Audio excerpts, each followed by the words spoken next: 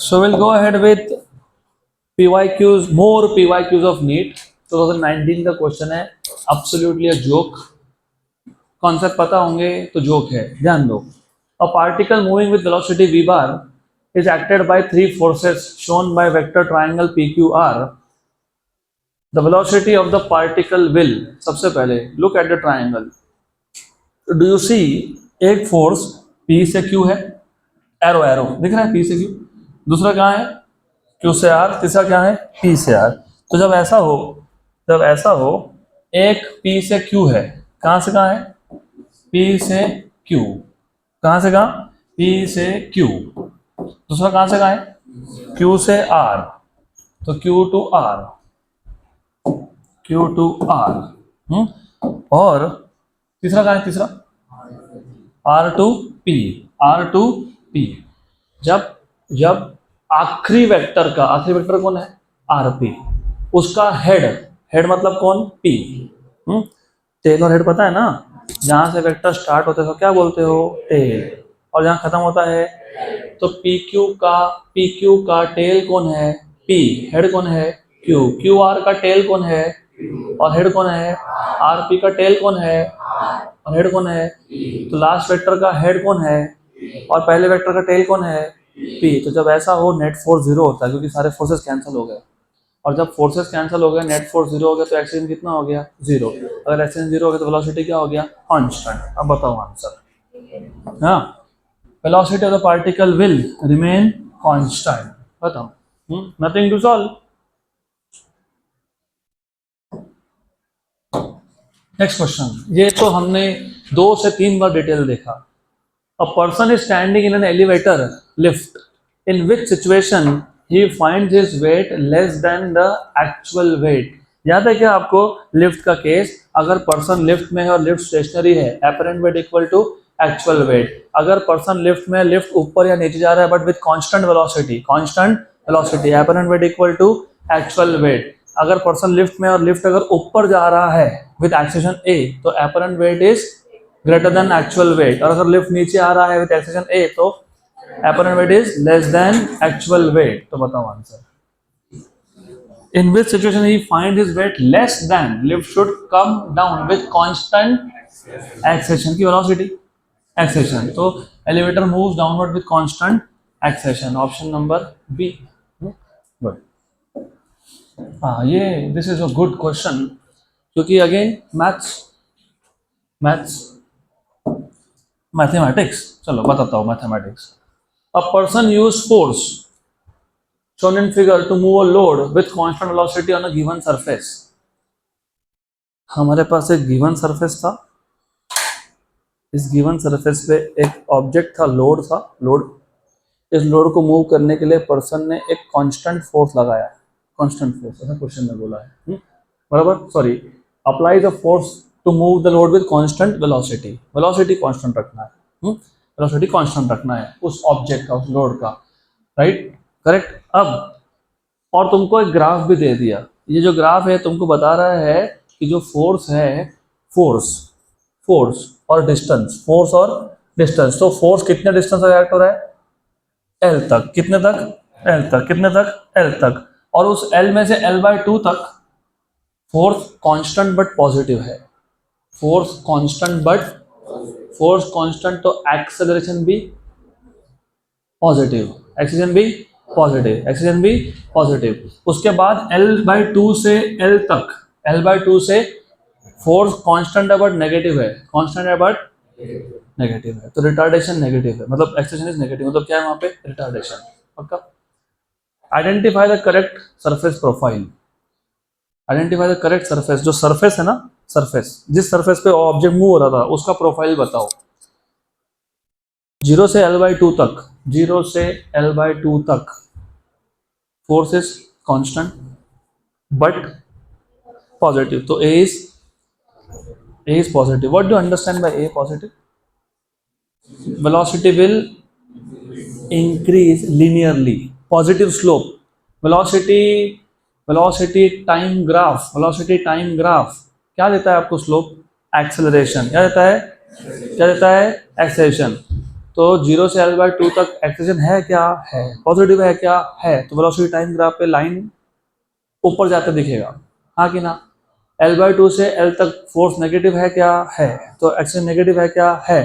तो वो velocity time graph पे देखो, बताओ। हो गया, ये खत्म, डन।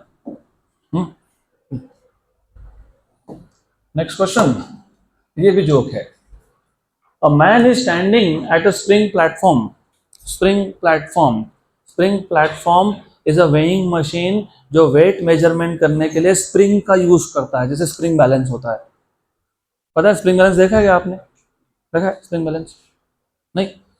तो जिनको नहीं पता, बता देता हूँ। You live in a digital age, तो तुमको शायद नहीं भी पता होगा, लेकिन दो जो ट्रैवल एटलीस्ट एयरपोर्ट से, जो मतलब प्लेन से जो ट्रैवल करते हैं, उनके लिए sometime it becomes very important, क्योंकि लगेज 20 किलोग्राम के ऊपर ले नहीं जा सकते।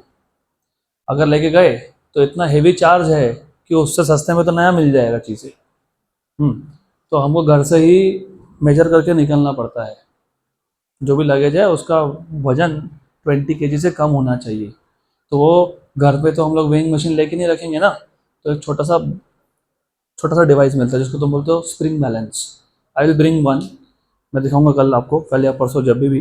तो उसके नीचे एक हुक होता है, हुक, उसके नीचे तुम लगाते हो बैग, फिर तुमको बताता है कितना लोड आया। वैसा ही एक बड़ा वाला भी स्प्रिंग बैलेंस होता है, जिसके ऊपर तुम खुद खड़े हो गए, तुमको समझ में आ रहा तुम्हारा वेट कितना है, तो वैसा वाला है। A man is standing at a spring platform, reading of the spring balance is 60 kilogram weight, मतलब उस पर्सन का वेट कितना है? 60 kg। If man jumps outside the platform, then the reading of the balance, spring balance will be. मान लो ये platform पे जिस पे मैं खड़ा हूँ, ये स्प्रिंग प्लेटफॉर्म है, मेरा वेट कितना दिख रहा है? 60। मुझे जंप करना है, क्या करना है? जंप। अब तुम भी जब जंप करने का सोचोगे तो पहले तुम अपने पाँव को नीचे पुश करते हो, हाँ कि ना? नीचे पुश करोगे ना, जंप करना है तो नीचे पुश करोगे ना, मतलब तुम स्प्रिंग पे ज्यादा वेट डाल रहे हो। तो अभी रीडिंग 60 दिखेगा कि 60 के ऊपर दिखेगा? 60 के ऊपर। और जैसे तुमने जंप कर दिया, क्या हो जाएगा? 0। क्या हो जाएगा? आंसर बताओ। हो गया, खत्म। First increases then decreases to 0. A body whose momentum is constant must have constant momentum constant है। What is Newton's second law? F equal to dp by dt। और अगर p कांस्टेंट हो तो डेरिवेटिव क्या हो जाएगा? What is derivative of constant quantity? 0। तो force क्या आएगा? फोर्स क्या आएगा? 0।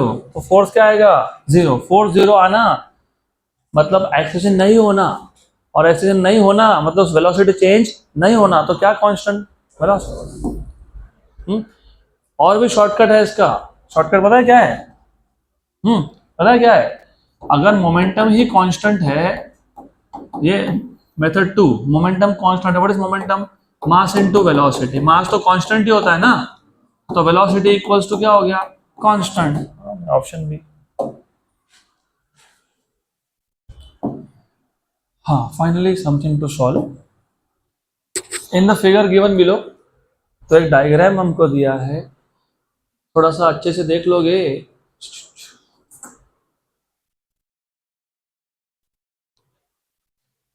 वाई एक्सिस पे क्या दिया है? Last column, second row to the left, last row second, हाँ यू। क्या दिया है यहाँ पे वाई एक्सिस पे? तुम सबको आता है, सिर्फ ध्यान नहीं है। क्या दिया है ये? क्या है ये? एक्स, और ब्रैकेट में क्या लिखा है? एम, मतलब डिस्टेंस है, मीटर है, पोजीशन है, पोजीशन। और ये कौन है? टाइम। तो ये कौन सा ग्राफ है? Position time graph. Position time graph का स्लोप क्या देता है? वेलोसिटी। पक्का? तो कम से कम क्वेश्चन पूरा पढ़ने से पहले ही तो समझ में आएगा कि क्या मिल सकता है। क्या मिल सकता है? वेलोसिटी। तो in the figure given below, position time graph of a particle of mass 0.1 kg is shown. The impulse at t equal to 2 second is, t equal to 2 second, यहाँ पे इम्पल्स फाइंड करना है, impulse. तो ऐसा है, हमारे पास है position time graph, position time graph. ये टाइम एक्सिस है, ये पोजीशन एक्सिस है, यहाँ पे 0 बोला है, फिर ये 2 है, फिर ये 4 है, फिर आई डोंट केयर जो भी होगा वो। उसके बाद इधर इधर यहाँ पे 2 है और यहाँ पे फिर वो 4 है। गुड। और अगर आप अच्छे से देखोगे, if you look carefully you will see something like that. ऐसा है, ऐसा ऐसा ग्राफ है, ऐसा ग्राफ है ना। Yes, good. और आपको पूछा है impulse at 2 seconds, impulse at 2 second t equal to 2। तो मेरे को बताओ how do you find out impulse? Force into time. हाँ, लेकिन impulse is also change in momentum, इसलिए मैंने बोला पहले ग्राफ देखो। फोर्स इनटू टाइम नहीं, क्यों नहीं? क्योंकि ना हमको ना यहाँ पे फोर्स बताया नहीं, बताया कि फोर्स नहीं, मास दिया है, हाँ राइट।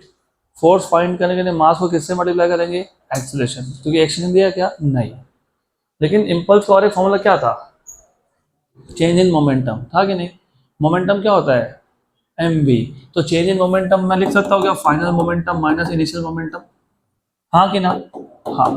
फाइनल मोमेंटम मैं लिख सकता हूँ क्या? मास इनटू फाइनल वेलोसिटी, हाँ। इनिशियल वेलोसिटी कितना कितना? u, तो m v माइनस u। कर सकते हैं क्या ऐसा? कर सकते हैं, कर सकते हैं। और ये v और u कहाँ से मिलेगा? पोजीशन टाइम ग्राफ से, क्योंकि वेलोसिटी ये पोजीशन टाइम ग्राफ का क्या होता है? स्लोप। क्या होता है? स्लोप। क्या होता है? स्लोप। क्या होता है? स्लोप। क्या होता है? स्लोप। पक्का? श्योर? तो क्या फॉर्मूला यूज करना ये भी सोचना पड़ेगा आपको। You have to think what is mass? 0.1। Impulse कौन से टाइम पे पूछा? 2 सेकेंड। 2 सेकेंड बराबर 2 सेकेंड, 2 सेकेंड। तो ये जो v है ना, v ये 2 सेकेंड के बाद वाला है, तो बाद वाला तो 0 है। क्यों 0 है? उसके 2 सेकेंड के बाद पोजीशन चेंज हो रहा है क्या? नहीं, तो कांस्टेंट है। राइट। ये इनिशियल जो है u, ये 2 सेकेंड पे जो स्पीड था वो है। What is speed at 2 second? Slope of this line, क्योंकि पोजीशन टाइम ग्राफ का स्लोप क्या देता है हमको? वेलोसिटी। और वो कैसे निकालते हो तुम? y2 minus y1। ये स्लोप मतलब कौन? Initial speed. और स्लोप कैसे फाइंड करोगे? y2 minus y1। तो तुमको यहाँ पे 2 सेकेंड में फाइंड करना है ना, तो what is y2 value? What is y1 value? 0 upon x2 minus x1। What is x2 value? क्योंकि 2 पॉइंट लिए ना मैंने, x2 की कितनी वैल्यू है? 2। और x1 कितना है? तो 4/2 कितना है? 2। तो कितना है? 2। यहाँ पे कितना लिखेंगे? 2। पक्का पक्का। What is 0.1 into minus 2? Minus 0.2, minus 0.2 option. So will go ahead with PYQs of JEE mains. तो जितना ये चैप्टर डिफिकल्ट लगता है, काफी सिंपल क्वेश्चंस आते हैं, almost nothing. A particle of mass 0.3 kg is subjected to a force of F equal to minus kx with k equal to 15 Newton per meter. What will be its initial acceleration if it is released from a point 20 centimeter away from the origin? हमारे पास एक particle है जिसका मास कितना है? 0.3 m दिया है। तो जब तुम क्वेश्चन पढ़ते हो, क्वेश्चन पढ़ते वक्त ही क्या क्या दिया है वो याद रख जाना। मतलब m दिया है और f का इक्वेशन दिया है, बराबर, करेक्ट। और इनिशियल पोजीशन दिया है, मतलब x दिया है, क्योंकि x इज पोजीशन, उसकी वैल्यू दी है तुमको, और k की वैल्यू भी दी है तुमको। तो जब तुमको k बताया, तुमको x बताया, तुमको क्या मिल जाएगा? क्या मिल जाएगा? f। क्या मिलेगा? f। और अगर मुझे मास भी दिया है तो f अपॉन m क्या होता है? एक्सेलरेशन। हो गया क्वेश्चन खत्म। क्यों खत्म? F इक्वल टू माइनस के एक्स। मैं सिर्फ मॉड की बात करूंगा, क्योंकि एक भी आंसर नेगेटिव नहीं है। इसका मतलब फोर्स जो भी फोर्स दिया उसका सिर्फ मॉड निकाल लो। उसमें से k क्या है? 15 है, और x कितना है? 20 सेंटीमीटर है। उसको किस में कन्वर्ट करेंगे? मीटर में। What is this? 300 इंटू 10⁻⁻2 कितना? 3। तो कितना force? 3 Newton. But what is acceleration? Force upon mass. What is force? 3। How much is mass? तो 3 अपॉन 0.3 is 10। तो कितना? 10 मीटर पर सेकेंड स्क्वायर, 10 मीटर पर second square, option number B. चलो अगला question, next question. A player caught a cricket ball of 150 gram. Caught a ball, cricket ball of mass 150 gram, kilogram में 0.15, क्योंकि 150 into 10⁻³ होगा। Moving at a rate of 20 metre पर second, initial speed है, क्योंकि ball पकड़ने के बाद तो स्पीड 0 हो गया ना। So what is v 0, what is u 20 metre पर second. If the catching process to be completed in 0.1 second, तो वो कैच पकड़ने में टाइम लग गया 0.1 second. The force of the blow exerted by the ball on the hand of the player is.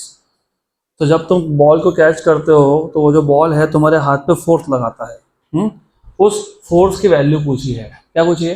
Force की value, बराबर, correct. कैसे solve करोगे? इसलिए बोल रहा हूं मैं, क्वेश्चन पढ़ते वक्त keep the parameters in your mind. Mass दिया है, u दिया है और v पता है, राइट। मतलब मुझे चेंज इन स्पीड पता है। अगर मैं चेंज इन स्पीड को मास से मल्टीप्लाई कर दूं तो मुझे चेंज इन मोमेंटम मिल जाता है, क्योंकि mass into speed is momentum. और मुझे टी भी दिया है, T, right. What is Newton second law? dp by dt, f equal to dp by dt। you will have to do this।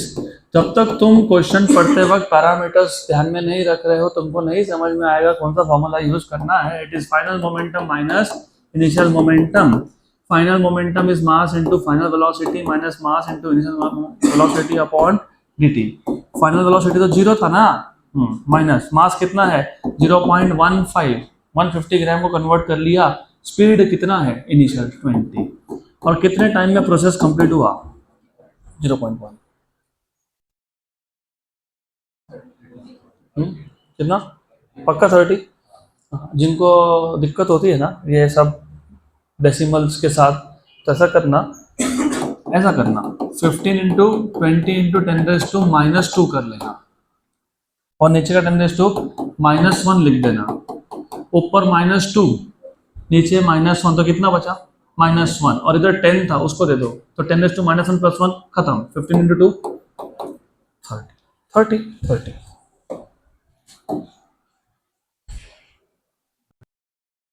Next question, अगला question. ये अच्छा question है, good. तो सबका ध्यान यहाँ पे, लिखने का काम कोई नहीं करेगा अब। A ball of mass 0.2 kg is thrown vertically upwards by applying a force by hand. If the hand moves 0.2 meter while applying the force and the ball goes up to 2 meter height further, find the magnitude of the force. Consider g 10 meter per second square. अब logically सोचो, if you want to throw any object, चाहे वो ball हो कुछ भी हो, upwards, correct, तो उस ऑब्जेक्ट पे फोर्स लगाना पड़ेगा so that it goes upwards. वो फोर्स कौन लगाता है? तुम्हारा हैंड। और इन the process of applying that force तुम्हारा हाथ पहले खुद ऊपर जाता है और बाद में कांटेक्ट लूज होता है। तो रिमेंबर, किसी भी ऑब्जेक्ट को, चाहे वो बॉल हो, उसको तुमको ऊपर थ्रो करना है तो you have to apply force, and you are applying force by hand. तो in the process of applying force by hand पहले हाथ खुद ऊपर जाता है और बाद में वो ऑब्जेक्ट कांटेक्ट लूज करके ऊपर जाएगा। तो अगर ये पता है तो ही ये क्वेश्चन सॉल्व होगा, नहीं तो नहीं होगा। तो ऐसा है, लेट अस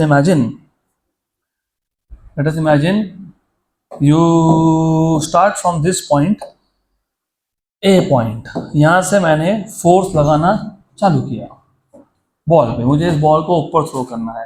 तो पहले तो ए से बी पॉइंट आने तक, ए से बी पॉइंट आने तक, मतलब यहाँ तक तो बॉल रिलीज ही नहीं हुआ।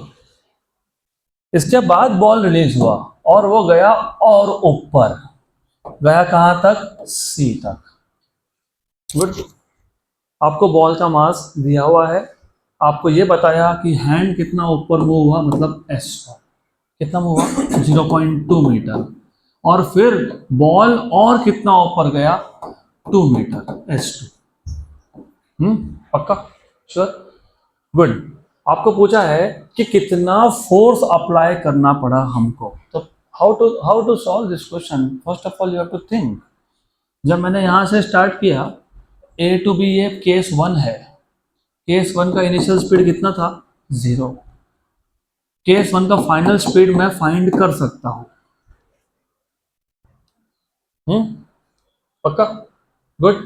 System is going up, system is going up, G+A, good. और ये जो केस 1 का फाइनल स्पीड है, ये केस 2 का इनिशियल स्पीड बन जाएगा।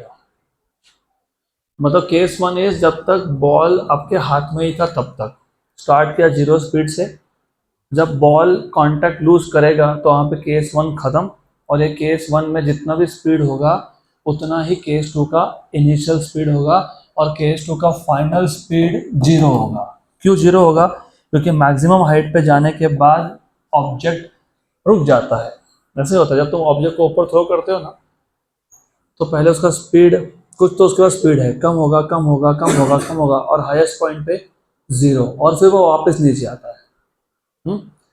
तो remember, when you throw anything up, तो हाईएस्ट पॉइंट पे वेलोसिटी बिकम्स 0। अगर तुम्हारे पास इतना इंफॉर्मेशन है, अब आपको सोचना है कि how do I find out force. तो you have to think, how do you find out force. तो how do you find out force, मैंने तो ऑलरेडी तुमको हिंट दे दिया।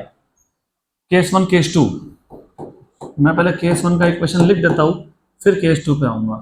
केस 1 में तुमको u1 की वैल्यू पता है, पक्का पक्का, श्योर श्योर। उसके बाद v1 तो देखेंगे कैसे फाइंड करना है हमको। S1 पता है, v1 फाइंड करना पड़ेगा, करेंगे फाइंड। गुड। मास तो दिया है 0.2, दिया है 0.2 kg बॉल का मास। How much is the force applied by the hand? How much is the force applied by the hand? mg plus a. क्यों g plus a? Because upwards. g 10 use करना है, m दिया है, तो क्या लगेगा a। अब आपको सोचना स्टार्ट करना पड़ेगा कि मैं a कैसे फाइंड करूं। तो मेरे पास पहला इक्वेशन है v equal to u plus a t, right, correct. मुझे अगर v equal to u plus a t से u फाइंड करना है a, तो मुझे v पता होना चाहिए। क्या मुझे v पता है? नहीं, तो वो इक्वेशन यूज होगा नहीं। दूसरा है s equal to u t plus 1/2 AT square. s पता है, हाँ। u पता है, हाँ। t पता है ना, तो a मिलेगा ना।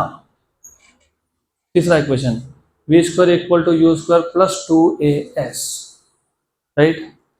u पता है, हाँ। क्या चाहिए? a। उसके लिए क्या चाहिए? s पता है, हाँ। v पता है ना। तो तुम को केस 1 में a फाइंड करने के लिए तुम्हारा प्रॉब्लम है v नहीं पता, v1 नहीं पता। क्या नहीं पता? v1 नहीं पता, लेकिन v1 तो u2 था ना। हाँ, तो पहले केस 2 सॉल्व करो, फिर केस 2 से तुमको a मिल जाएगा। कैसे मिलेगा देखते हैं। Case 2, do you know v2? Yes, 0, right, correct. Do you know a2? Yes, क्योंकि सेकेंड केस में इट इज जस्ट g, क्योंकि सेकेंड केस में जो ऑब्जेक्ट है, बॉल है, it is moving only because of gravity, against the gravity. उसमें क्या हाथ का सपोर्ट था? क्या नहीं था ना। तो सेकेंड केस में a2 इज एक्चुअली -g, क्योंकि it is going against gravity, तो -10। ये पता है, वेरी गुड, पता है। S2 पता है, हाँ, ये भी पता है। कितना है? 2 मीटर, बराबर। तो मुझे जब v पता है, मुझे a पता है, मुझे s पता, तो u मिल जाएगा। v square equals to u square plus 2as। सिर्फ सेकंड केस और second case. What is v2? 0।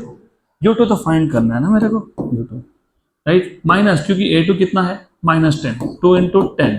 s2 कितना है? कितना हो गया? 40 -40, इधर आगे क्या हो गया +40, तो u2 स्क्वायर कितना हो गया 40, तो u2 कितना हो गया √40। What is √40? 2√10। पक्का। लेकिन लेकिन ये u2 तो v1 था और ये v1 तुमको मिल गया बराबर, और हमको फोर्स फाइंड करने के लिए a चाहिए था। तो अभी वापस बैक टू केस 1, अभी वापस हम लोग केस 1 पे जाएंगे, मतलब a टू b। तो केस 1 है a टू b और केस 2 था b टू c। पक्का पक्का। अभी ये u2 मिल गया, तो u2 मिल गया मतलब v1 मिल गया, v1 मिल गया मतलब a मिल जाएगा, अब a1 मिल जाएगा। तो v1 square equals to u1 square प्लस 2a1 s1। v1 स्क्वायर कितना है, v1 स्क्वायर 40, 40 है ना, हाँ। u1 कितना था 0, 2a1 s1 कितना है 0.2 बराबर। तो a1 कितना आ गया 40/0.4 मतलब कितना 100, क्योंकि 400/4 तो कितना आ गया 100 मीटर पर सेकेंड स्क्वायर हो गया। तो therefore F force mass G plus A, कौन सा A, A1, क्योंकि हैंड ने फोर्स पहले केस में लगाया, दूसरे केस में लगाया क्या नहीं, तो A1। तो F equal to what is mass 0.2, what is G value 10, व्हाट इज A1 वैल्यू 100। तो 0.2 इंटू 110 मतलब कितना पता है 22 न्यूटन। 22, option number C. तो रिमेंबर, क्वेश्चंस को सॉल्व करने के लिए सबसे पहले once you read the question clear है कि नहीं, it is a most important thing. कोई भी ऑब्जेक्ट को अगर हम ऊपर थ्रो करना चाहते हैं तो पहले हाथ खुद ऊपर जाता है, ऊपर जाता है तो mg प्लस a, इसका मतलब I already know m and I know g, तो क्या फाइंड करना है a।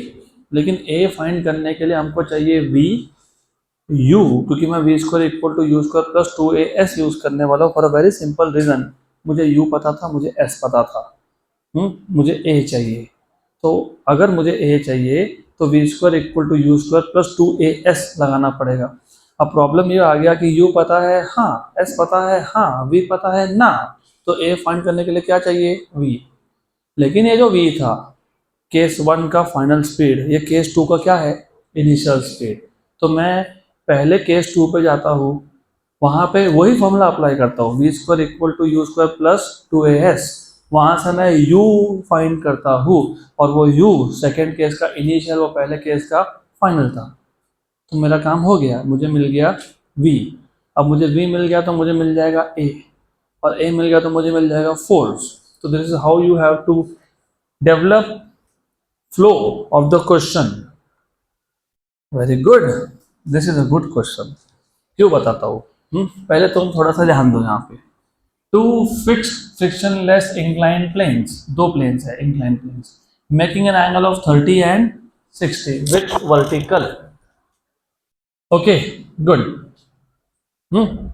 30 एंड 60 विथ वर्टिकल कि 60 एंड 30 पहले केस में, दूसरे केस में, तो उधर क्या लिखा है 30 एंड 60, सही लिखा है कि गलत है, सही है विथ वर्टिकल, क्योंकि मैं अगर वर्टिकल ड्रॉ करता हूँ ना, वर्टिकल ड्रॉ करता हूँ ना, ये 60 या 90 तो ये 30 ही बनेगा, और ये 30 या 90 तो ये 60 बनेगा। तो बात सही है, पहले केस में 30 डिग्री विथ वर्टिकल और दूसरे केस में 60 डिग्री विथ वर्टिकल करेक्ट है, गलत नहीं है, सही है।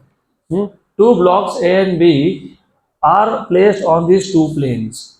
What is the relative vertical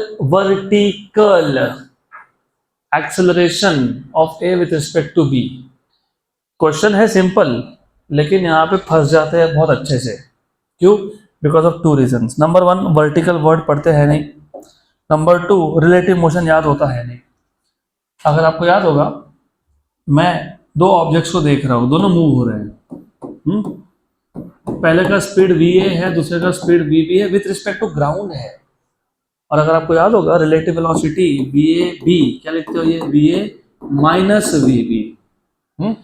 तो सिमिलरली जब रिलेटिव मोशन में एक्सेलरेशन की बात हो रही होगी तो उसमें उसमें acceleration of A with respect to B क्या होगा A minus A B. Relative word पढ़ना जरूरी था, रिलेटिव वर्ड पढ़ना इंपॉर्टेंट था, मतलब ये फाइंड करना है। ऊपर से वर्टिकल एक्सेलरेशन बोला है, ये तो कुछ समझ में नहीं आएगा, मैं बता देता हूँ क्या है। मैं फिलहाल जनरल इक्वेशन बना रहा हूँ, जनरल जनरल मतलब तुम किसी के लिए भी अप्लाई कर सकते हो इसको। तो ऐसा है, remember remember and remember and remember remember, थोड़ा ज्यादा अच्छे से ध्यान होना चाहिए, special attention. What is this angle, let us से थीटा। तो यहाँ पे एक कंपोनेंट है, कौन सा कंपोनेंट है? अगर मास m है तो कौन है? mg mg mg sine theta, वो तो वेट का कंपोनेंट है ना। सिर्फ एक्सेशन का लिखना होगा तो m नहीं लिखेंगे, तो क्या लिखेंगे? g sine theta. क्या लिखेंगे? पक्का? तो इंक्लाइन प्लेन पे एक्सेलरेशन का क्या कंपोनेंट होता है? G sine theta. Very good, good good. अब एक काम करता हूँ, ऐसा ड्रॉ कर देता हूँ, कर सकता हो क्या? हाँ, अगर ये थीटा है तो ये भी क्या है? क्यों? क्यों? वर्टिकली अपोजिट है ना, अल्टरनेट। कौन सा है ये? अल्टरनेट। हाँ, वर्टिकली अपोजिट के अल्टरनेट, अल्टरनेट। चलो गुड। तो ये कौन सा कंपोनेंट होगा? कॉस की साइन, कॉस, तो जी कॉस थीटा। गलत। क्यों? कॉस कंपोनेंट किसका? कॉस कंपोनेंट इसका, ये खुद कौन है? हाँ, तो ये g sine theta cos theta है वो। पक्का पक्का। Wake up wake up. अभी आधा दिन हो गया तो इट्स ऑल न्यू डे नहीं बोल सकता हूं मैं।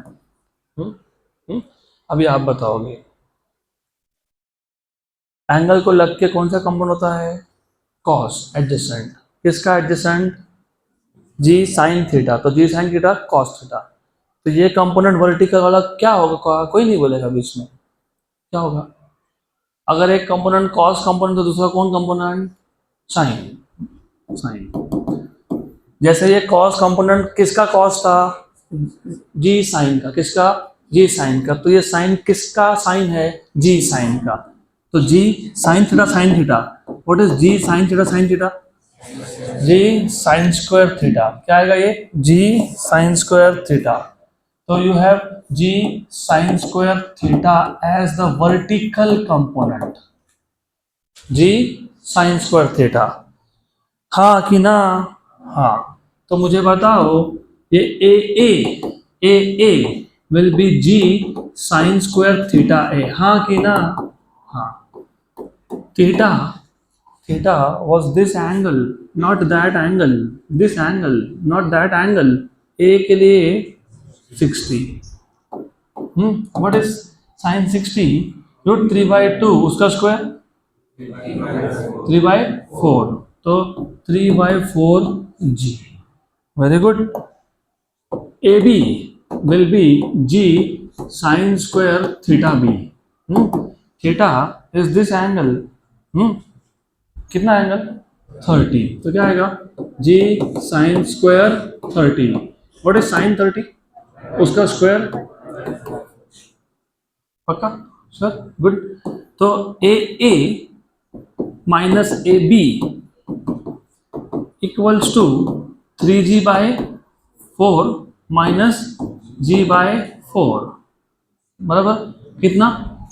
2g/4। कितना? 2g/4 मतलब कितना? g/2। g की वैल्यू कितनी? 9.8/2, तो कितना?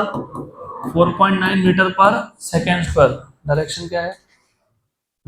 कौन सा डायरेक्शन? वर्टिकल की horizontal? Vertical. Option A.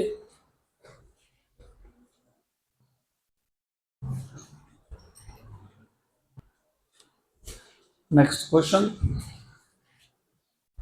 Again अगला क्वेश्चन बहुत इंपॉर्टेंट है. Next question is very important question. सबसे पहले क्वेश्चन का लेंथ देख के डरना बिल्कुल नहीं. 5-6 लाइन है, कोई बात नहीं. दो particles of mass m each, m and m, are tied at the ends of a light string of length 2a or a 2a. The whole system is kept on a frictionless horizontal surface. इसको हमने एक horizontal table पर रख दिया, friction नहीं है वहां पे. With the string held tight, तो स्ट्रिंग में टेंशन है, so that each mass is at a distance of a from the center p, as shown in the figure. Now the midpoint of the string, ये जो P है mid point, is pulled vertically upward. तो जब तुम रस्सी को यहाँ से ऊपर लेके जाओगे तो ये जो दो बॉल्स है they will start moving towards each other. Good, correct. So क्या बोला है आगे? Now the mid point of the string is pulled vertically upwards with a small but constant force F. तो ये F फोर्स है. As a result the particle move towards each other on the surface. The magnitude of acceleration when the separation between them becomes 2x is. Good. अब मैं पूरा solution बताऊंगा, लेकिन इतना practice करो कि क्वेश्चन पढ़ते से तुमको आंसर भी आ जाए. शॉर्टकट ट्रिक्स है, बताता हूँ कैसे. पहले तो हम लोग क्वेश्चन को एक बार समझ लेते हैं. हमारे पास एक फ्रिक्शनलेस हॉरिजॉन्टल सरफेस है. इस फ्रिक्शनलेस हॉरिजॉन्टल सरफेस पे हमारे पास दो मासेस हैं, दो बॉल्स है ऑफ मास m ईच. इन दोनों का जो डिस्टेंस है वो है कितना? 2a. कितना? 2a. इन दोनों को हमने एक स्ट्रिंग से अटैच करके रखा है और स्ट्रिंग इज टाइट, मतलब टेंशन है. और ये है मिड पॉइंट. मिड पॉइंट से इस तरफ a और ये भी a. करेक्ट. गुड. अब हम लोग इसको मिड पॉइंट P को ऊपर की तरफ खींचना चालू करेंगे with a constant but small force F.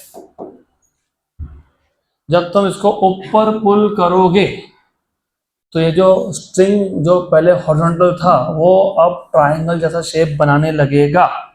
ये समझना इम्पॉर्टेंट है. मैं डायग्राम यहाँ पे दूसरा ड्रॉ कर देता हूँ, क्योंकि दोनों केसेस का डायग्राम थोड़ा थोड़ा सा वेरिएशन आएगा.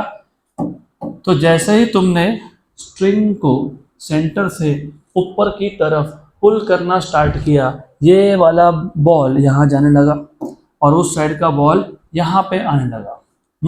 और जो रस्सी जो स्ट्रिंग थी, स्ट्रिंग रिमेंबर स्ट्रिंग, वो स्ट्रिंग ऐसे हो गई. पक्का? गुड. तो टोटल लेंथ कितना था? 2a. तो ये कौन हो गया और ये कौन हो गया? a. सबसे पहला है ये समझना, क्योंकि ये a और ये a, अब ये जो पहले हॉरिजॉन्टल था वो ऐसा बन गया, a और a. पक्का? इन्होंने बोला है कि जब इन दोनों बॉल में डिस्टेंस कितना हो? 2x. कितना हो? 2x. तो एक काम करता है, 2x ना, 2x. अगर 2x है तो ये कितना है? x. और ये कितना है? x. तब उस टाइम पे what is the acceleration of the object? पूछा ना ऐसा? गुड. अभी आपको सबसे पहले तो समझना पड़ेगा कि यहाँ पे कौन से फोर्सेस एक्ट हो रहे हैं. एक तो फोर्स जो हमने लगाया ऊपर के डायरेक्शन में, क्या लगाया? F. दूसरा, स्ट्रिंग टाइट होना, मतलब स्ट्रिंग में टेंशन होना. तो टेंशन हमेशा होता है towards the point of suspension. मैं अगर यहाँ से देखता हूँ तो मुझे टेंशन दिखता है इधर, और अगर मैं यहाँ से इधर देखता हूँ तो मुझे दिखेगा वो यहाँ पे. हाँ कि ना? बराबर. गुड. ये टेंशन है. अब एक काम और करते हैं, ऐसे ही लाइन ड्रॉ कर लेते हैं, हॉरिजॉन्टल लाइन. क्यों ड्रॉ किया? मेरी मर्जी. ये एंगल को मैं थीटा बोल देता हूँ. क्या बोल देता हूँ? थीटा. अगर ये थीटा तो ये भी क्या? थीटा. क्यों? अल्टरनेट. Very good. अच्छा है अल्टरनेट, वर्टिकली अपोजिट नहीं बोले इस बार. तो ये टी था ना, तो ये कौन है? T cos. और ये कौन है? T sine, very good. तो ये आ गया टी कॉस थीटा और यहाँ कौन है ये टी साइन थीटा। सिमिलरली दूसरे साइड पे देखोगे, दूसरे साइड पे यहाँ पे ये कौन था टी, कौन था ये टी, ये सिमिलरली ये थीटा है तो ये भी क्या बनेगा थीटा, ये थीटा है तो ये भी कौन है थीटा, ये थीटा तो ये भी कौन है थीटा, है कि नहीं। हाँ तो ये कौन है T cos theta, T cos theta और ये T sine theta, T sine theta. ये जो हॉरिजॉन्टल कंपोनेंट है T cos theta they are equal opposite but equal in magnitude but opposite in, क्या होगा क्या होगा कैंसल नहीं होगा, नहीं होगा। फिर आप बोलोगे ऐसा कैसा, कभी बोलते हो कैंसिल होता है, कभी बोलते हो नहीं होता है। हाँ कैंसिल होता है, हाँ कैंसिल नहीं होता है।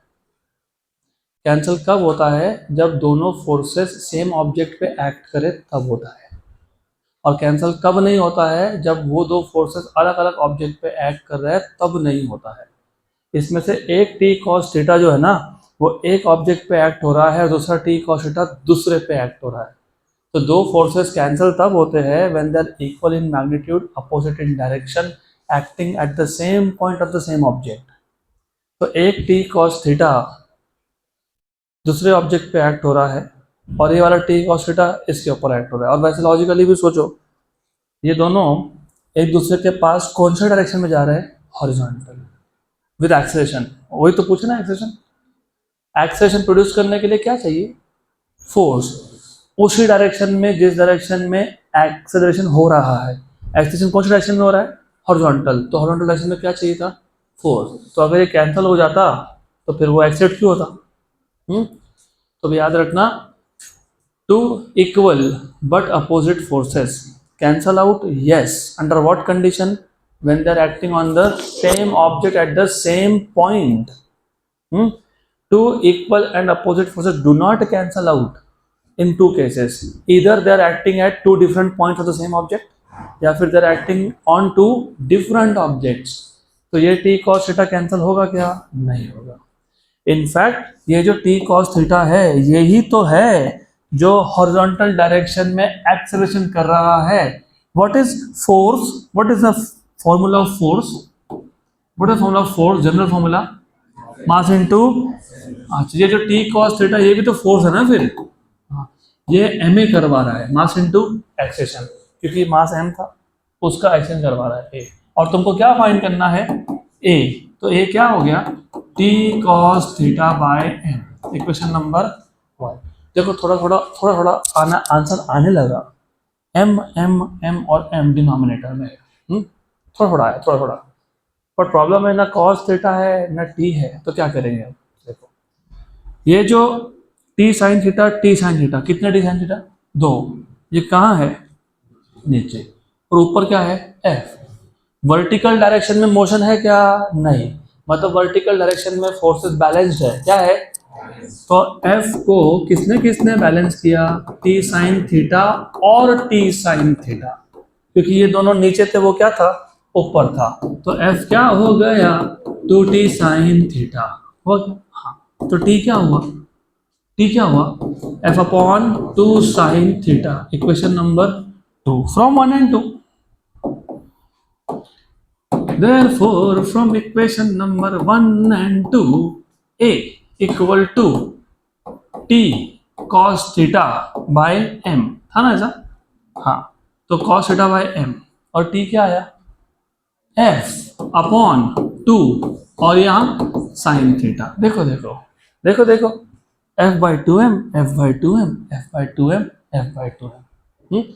तो हम लोग सही रास्ते पे चल रहे हैं, तो अभी भटकना नहीं यहाँ से। What is cos by sine, cot, very good cot, तो ये क्या हो गया कॉट थीटा, इक्वेशन नंबर 3। मतलब अब मुझे कॉट थीटा फाइंड करना पड़ेगा। Cot theta is which side by which side,